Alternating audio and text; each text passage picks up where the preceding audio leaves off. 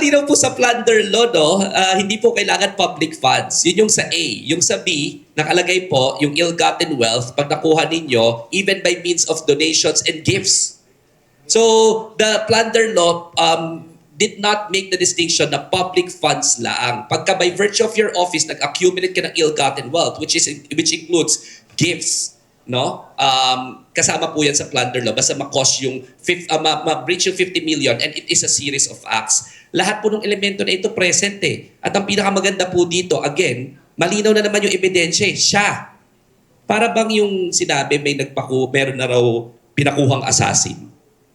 Di ba? Nakikita ninyo yung similarities dito. Tapos, pipikit na naman yung mga mata natin. Sino ba nagsabit ng affidavit ng donation na nag-donate way before election period? Siya.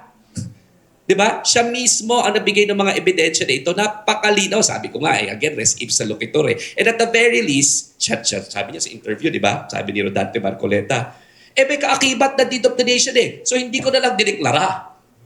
Ngayon, clear. Tumanggap siya ng 75 million. Hindi niya dineklara doon sa kanyang sose. Hindi natin alam kung saan niya ginamit.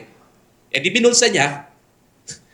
Or kung hindi niya binulsa, that is for the court to decide. Present evidence. But in the meantime, there is probable cause. There is reasonable certainty of a prima facie case that will lead to reasonable certainty of conviction. Yan yung threshold na kailangan lang gawin ng ombudsman Ginagawa ng ombudsman yung trabaho niya batay sa, again, ebidensya. And sa amin pong mga abogado, alam ni Atty. Tolosa to, di ba? Ang pinakamalakas na klase ng ebidensya is declaration against interest or confession Di ba? Confession Sa kanya nang galing In fact, ang tawag ko nga dito, hubris Kasi napakamakapangyarihan niya, galing siya sa napakamakapangyarihan na grupo, akala niya, nandun pa siya sa TV station ng makapangyarihang grupo, akala niya, hindi pwede niya sabihin kahit anong mga bagay na gano'n, pwede niyang aminin kahit anong mga bagay na gano'n, at hindi siya mapapanagot. Mapapanagot kaya siya o hindi? Again, it depends on the kind of society we want to uphold. Diba? In this country.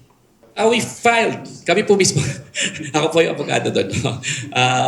Tindig Pilipinas filed this and pinasagot na po sila Robin Hood Padilla, si Aplasca, tsaka si Alan Peter Cayetano. This was 2 weeks ago when this happened. So we're happy na kahit papano po ay yung proseso lang naman ang ano natin. Pero para sa amin po sa Tindig Pilipinas, hindi po kami papayag na magkakaroon ng baril-barilan, patatakasin yung magkakandara pa sa Senado, patatakasin yung pugante. Tapos again, wala na naman tayong rule of law.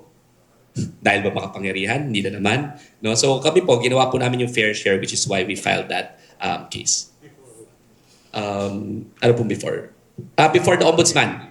Before the ombudsman, and that's the reason why the ombudsman already responded at ni-require na po silang sumagot. Ito nga po yung dahilan kung bakit, di ba, pati itong si unfairly during Pinoy's birthday ba?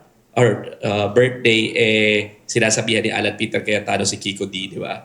Na Aquino ka, di ba? Biggest, isa din sa pinakamalaki na kikriticize sa Marcos administration, itong si Kiko D, And again, just like how Peter Cayetano always does things, pinopollute niya na naman yung conversation, minimurk na naman niya yung tunay na issue and tinatry niya i-hijack yung moral side, by quoting the Bible, by now displaying the laban side, by now quoting Ninoy Aquino na niyurak-yurakan niya naman nung panahon ni Rodrigo Duterte, isa siya sa mga nangunguna na nambabasto sa Aquino family legacy. So I don't think he has the moral high horse to lecture the likes of Kiko D, who's just doing his fair share as a citizen.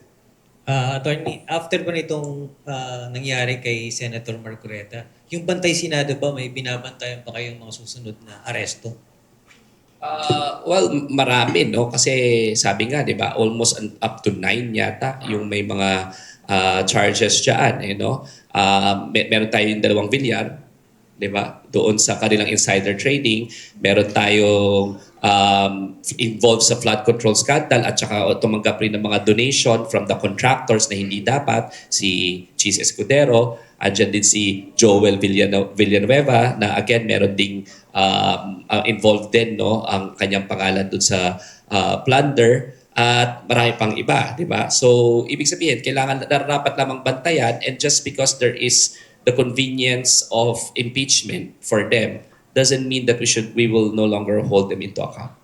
May babasahin po akong statement namin sa Bantay Senado at saka statement rin namin sa Advocates of Public Interest Law kasi siguro alam niyo po na kami rin ang nagkaso kay Senator Marcoleta na regarding doon sa kanyang supposedly sose. Dalawa po yung kinaso namin, perjury and disqualification case. Pero bago po sa basahin yan, siguro kung mapapansin niyo po yung journey ng ating bansa nung nakaraang mga taon, no? Ang lagi siguro nating tatanungin meron pa bang pananagutan at katarungan sa Pilipinas? Because the past decade, makikita natin may mga nananapak ng sheriff, wala man lang kahit anong tatamaan ng kahit anong kaso. Disbarment man yan, no? O ano ba yan sa Code of Ethics ng ating mga public servants. Malawakan yung patayan noong nakaraang dekada, halos araw-araw may namamatay na may 10, 20, 30, nawalan na nga kayo ng count dito sa media. Hindi na nga natin alam kung ilan talaga yung namatay. Pero halos walang napanagot nung nakaraang dekada. No?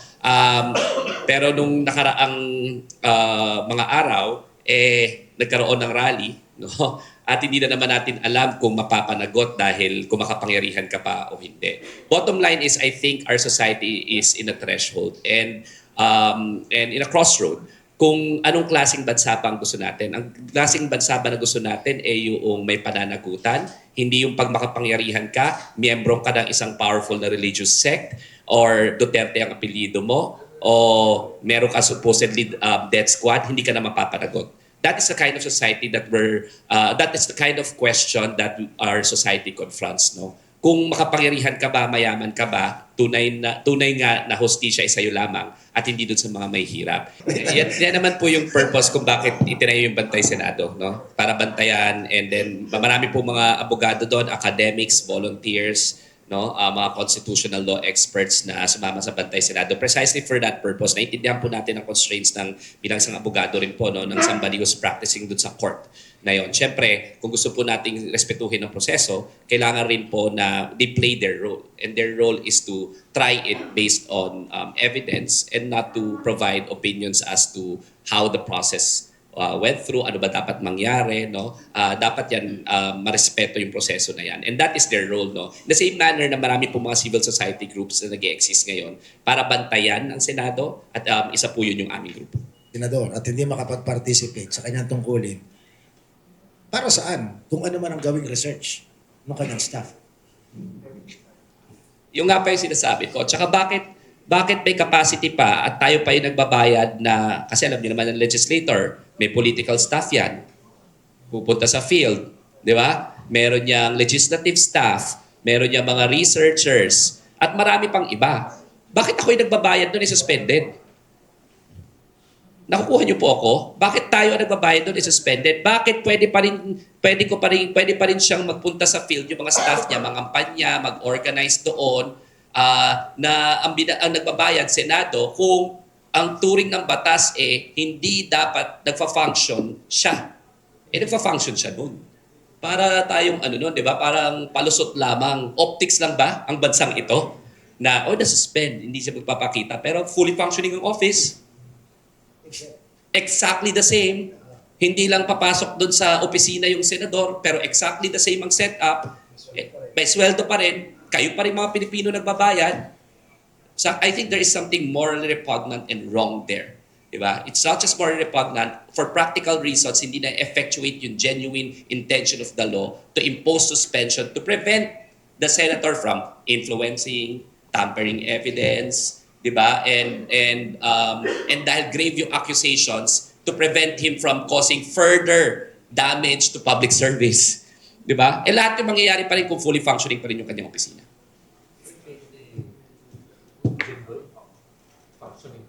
Functioning pa rin. Sinisweldohan na. Pumapasok yung mga staff May suspension to si De La Rosa hindi nagpapapasok pero fully functioning. Sumisweldo pa rin yung opisina puro kaanak Diba? Puro kaanak yung nasa opisina Bakit? Ba't tayo yung nagbabayad noon? Pwede pala yun, no? Pwede pala yun na hindi magpapasok lahat ng mga senador. Fully functioning naman yung office sa BDL Ganon din ang congressista. Ganon din. Pwede pa rin gumamit ng 7 and 8. 7 and 8 na plate number. De lahat nga, 'di ba? Kasi nga hindi na effectuate fully eh. If we really want to make sure na yung suspension is effectuated and for lahat ng mga reason kung bakit na suspend to begin with, yung practical consequences that will be faced, sa akin dapat sarahan yung opisina. Pati yung diplomatic passport. Lahat lahat ng privileges pertaining to the office dapat yung suspended din. 'Di ba? Suspended din. Kasi hindi pwede mag-operate yung office kung wala yung kanilang principal. Kaso nag-ooperate ang office kahit walang principal. At na may MOOE. Yeah. May tanong pa kasama sa media? Sige, bago. Linawin ko lang po na yan ay panawagan namin sa Advocates of Public Interest Law, yung nagkaso doon sa kay Rodanto Marcoleta. Yung panawagan sa Bantay Senado is to make sure that the Senate will uphold the processes and make sure na walang double standards sa application ng ating mga batas. And as I mentioned in my past appearances here, napakalinaw po na ito ay retake, di ba? Retake ng whether or not our institutions will be strong enough. No? So babasahin ko po itong aming statement dito sa Bantay Senado at saka mamaya po pag-uusapan ko rin yung statement namin sa Advocates of Public Interest Law. The next few days will be a defining moment for the rule of law in the Philippines. First, the Senate, sitting as an impeachment court, must prove that no one is above the Constitution. The coming impeachment trial will be one of the most important constitutional exercises in our democracy.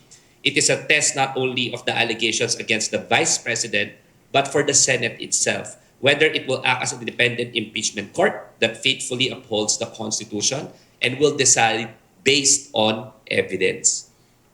Therefore, we at Bantay Senado is urging we at the Bantay Senado are urging the Senate impeachment court, do not use kid gloves on Vice President Sara Duterte.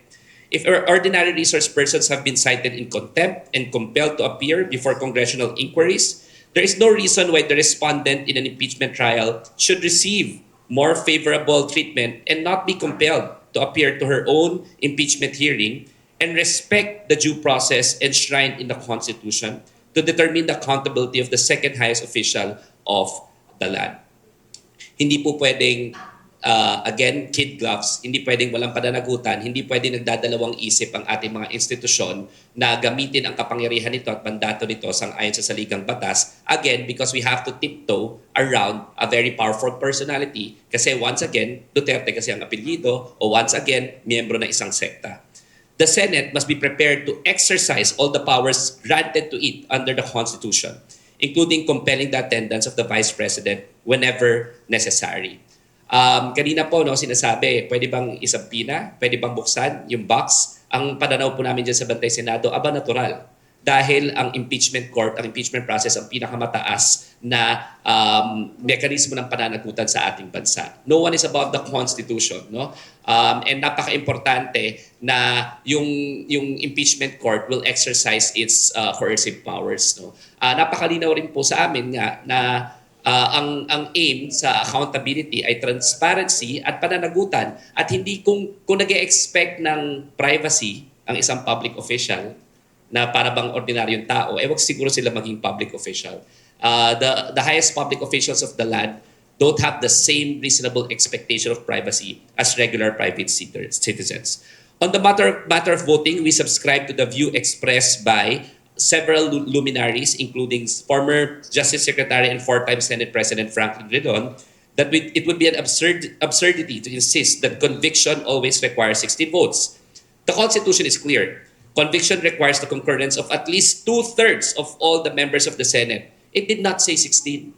It did not use the absolute number 16. The Constitution used 24 as an absolute number for the membership of the Senate, but it used 2/3 of the membership of the Senate. Ibig sabihin, fraction po yan. Fraction of what? And that what has to be interpreted in light of public accountability. Because Senate membership is not set in stone always, depending on the circumstances. We are seeing those circumstances today. Senators may be unable to discharge their duties because of incarceration, prolonged absence, or other legal impediments. We have seen this during the incarceration of Senator Jingoy Estrada. Up to this day, Senator Ronald Bato de la Rosa remains in hiding, while, of course, Senator Rodante Marcoleta himself is facing a non-bailable plunder case. The Constitution was crafted precisely to address these realities. Kung sa 24 na senador ay may 10 na nag-resign, for example, nakulong o incapacitated to perform his or her duties, ang ibig sabihin ba nun, hindi na mangyayari ang impeachment forever? Wala nang pananagutan sang-ayon sa saligang batas. Ang pinakamatataas na opisyalis ng bansa. Tandaan po natin na yung impeachment na artikulo ay nasa Law on Public Officers, nasa accountability section ng Constitution. At ibig sabihin nito, hindi kinontemplate ng mga framers ng Constitution na mawawala ng pananagutan. Ang pananagutan po dapat 24/7. Second, I will discuss the legal implications of Senator Rodante Marcoleta's admission that he received 75 million pesos which he now claims was a gift. The Supreme Court has consistently ruled that public officials have been dismissed from service over 1,500 and imprisoned over 20,000 pesos. Kung ang ordinaryong kawani ng gobyerno ay nakulong dahil sa 20,000 pesos at natanggal sa serbisyo dahil sa 1,500 pesos, dapat makulong din si Marcoleta sa pagtanggap ng napakalaking 75 million pesos nung siya ay congressman at siya na mismo ang nagsabi, batay sa mga dokumento na kanyang isinumite, ay hindi pa siya kandidato.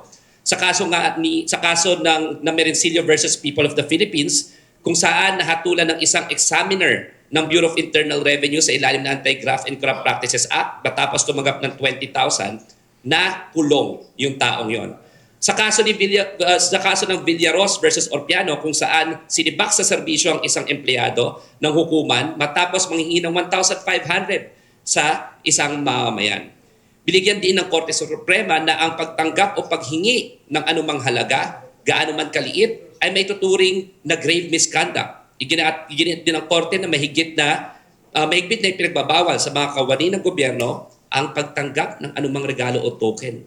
So bakit tayo may double standard? Dahil ba parte ng isang makapangyarihang religious group? Yung ba yung gusto natin mangyari? We are happy in the Advocates of Public Interest Law that the case was still filed despite the fact that there were protests in an attempt to prevent the due process from actually happening in our country. Pangatlo po, at gusto rin namin sabihin siguro sa Advocates of Public Interest Law, we are urging the leadership of the Senate to also already withhold the budget and the salary of the offices of absentee senators. Absent nga yung senator, hindi nagpapakita bakit sumisweldo at bakit sumisweldo yung mga staff. At nakalagay rin po sa plunder law na automatically suspended yung mga nakakasuhan ng plunder. Bakit sumisweldo pa ang mga tao sa opisina? If the principal is suspended, why is it that the office continues to function? Isn't it that the office cannot function because the principal is suspended? Mahirap po yata na patuloy pa rin ang operasyon ng opisina kasi para pong nangyari doon, sinircumvent yung suspension na requirement under the plunder law and yung suspension na ipinataw mismo ng Sandigan Bayan doon sa graft cases. So para po mabigyang lakas at maipatupad yung suspension, wag po sanang pagpatuloy yung operasyon ng opisina if we really want suspension to happen. Bakit? Kasi ibig sabihin, kung nandun yung opisina, nagpa-function yung opisina, nakakapag-provide pa rin ng mga kung ano-anong galaw sa mga constituents. In other words, parang hindi na-suspend. So, to give meaning to the suspension provision in the plunder law and to the order of the Sandigan Bayan, the salaries and the budget of the staff of the office must be withheld by the Senate leadership. Ultimately po, sa panghuling-huli, at gusto ko lang po sabihin,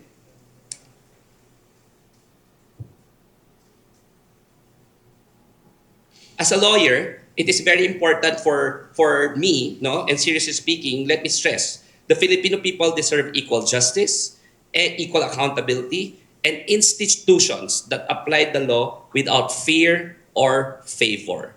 Yan po yung sinasabi ko kanina na nasa threshold tayo, nasa crossroad tayo, at sana po pipiliin natin lagi ang bansa, ang lipunan na there's rule of law, there's accountability, hindi namimili kung kanino ipapataw yung hustisya at ang batas. Maraming salamat po, and we're ready to take your questions. may viral clip dun sa rally si Senador Robin Hood Padilla na parang sinasabi niya, siya nandoon lang dahil nagtitiis siya para maglikod sa tao. Ang sinabi niya, maganda raw ang kanyang asawa, bata ang kanyang asawa, marami siyang leading lady, pwedeng mag-artista na lang siya. In essence, ganon. Hindi verbatim yung pagkasalaysay ko. Baka po the feeling is mutual. Nagtitiis rin po kami, no? And ang sabi naman po ng kanyang asawa, we don't deserve Robin Padilla. Tama naman po yung kanyang asawa, di ba? We don't deserve Robin Padilla. So I urge him na huwag na siya magtiis. Hindi naman kailangan kasi nagtitiis rin po kami. He can leave because he's, in my humble submission, a big disservice to the Senate of the Philippines. Susugat lang po namin yung sinabi ni Atty. Tolosa. No? Kami po ang aming panawagan, hindi kami nagsasabing convict na. Malinaw po yan sa Bantay Senado. Ang sinasabi po namin sa Bantay Senado, respetuhin natin ang proseso, tingnan natin at magdesisyon tayo batay sa ebidensya.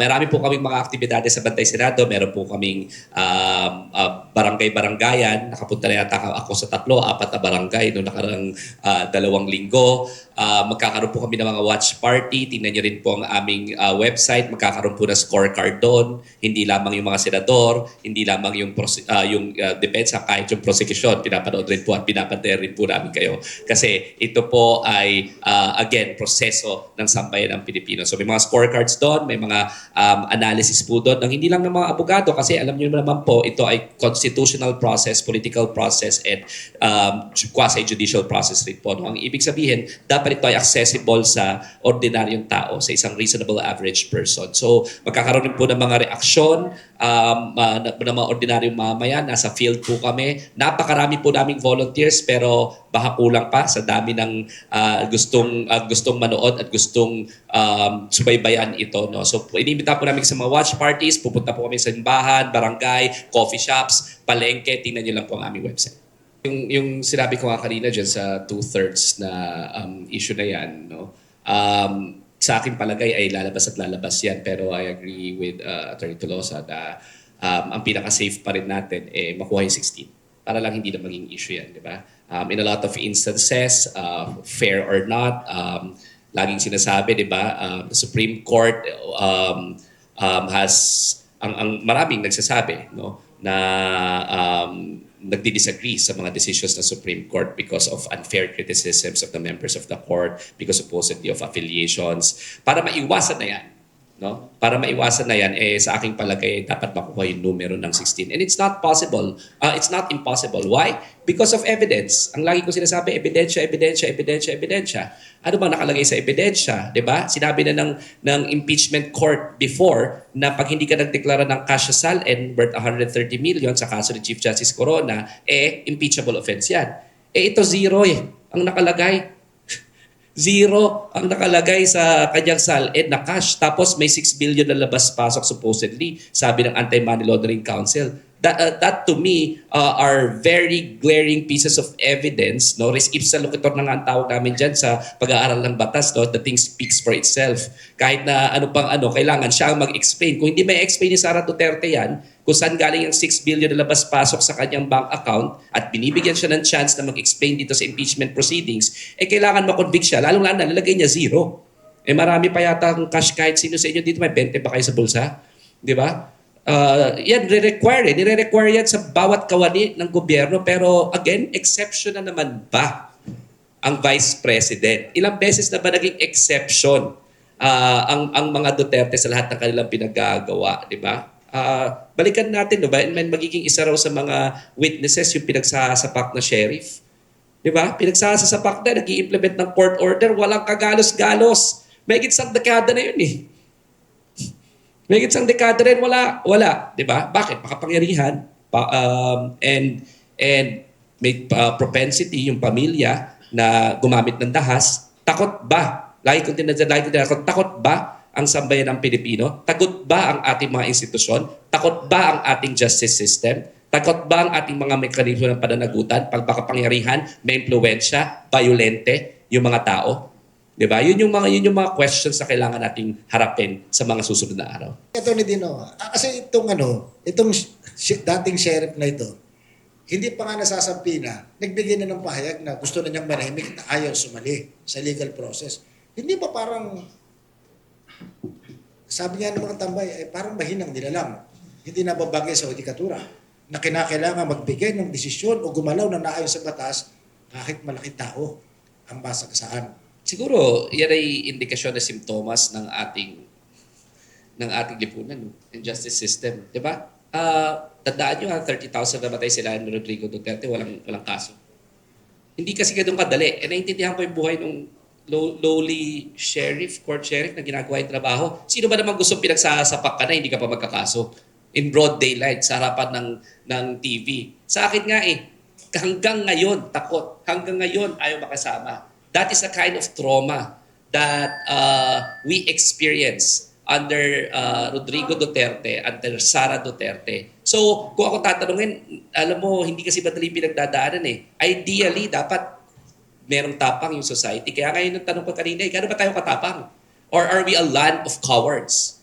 Are our institutions weak? Ito ba yung kind of society na gusto natin? And that particular, those questions will be confronted by the sheriff when the time comes, when the subpoena comes, no? At sa aking palagay, sana po magtulong-tulong tayo para siguraduhin yung mekanismo will work at sana pati siya, no, i-heed yung subpoena. I think he will because ultimately he's an officer of the court, diba? Kasi parang Hindi yata pag sheriff, hindi. hindi.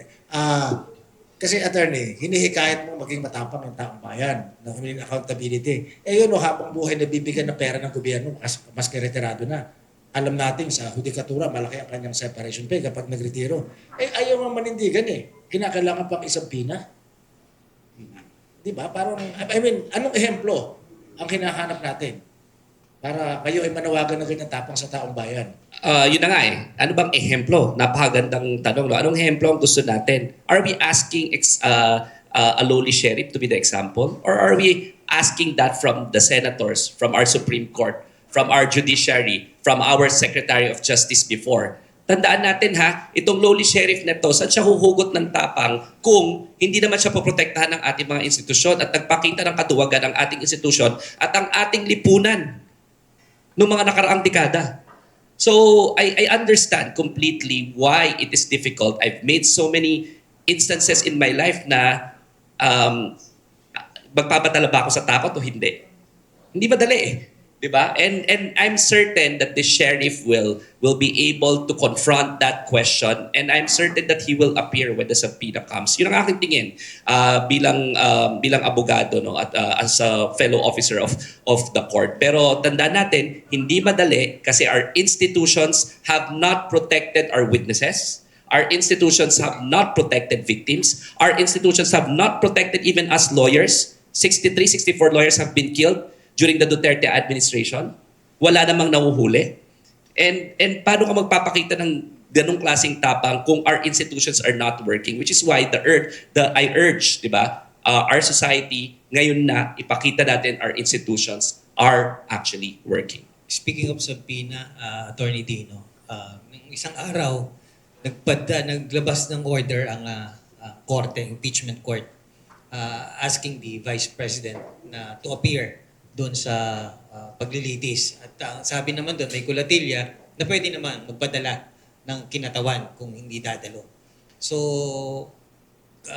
yung grupo po ninyo very consistent doon sa pagsasabi na ito yung pagkakataon para sa kanya, para dumalo. Sa tingin po ba ninyo, sa mga nangyayaring mga bagay na ito, meron kayang pagbabago sa postura ng Vice President?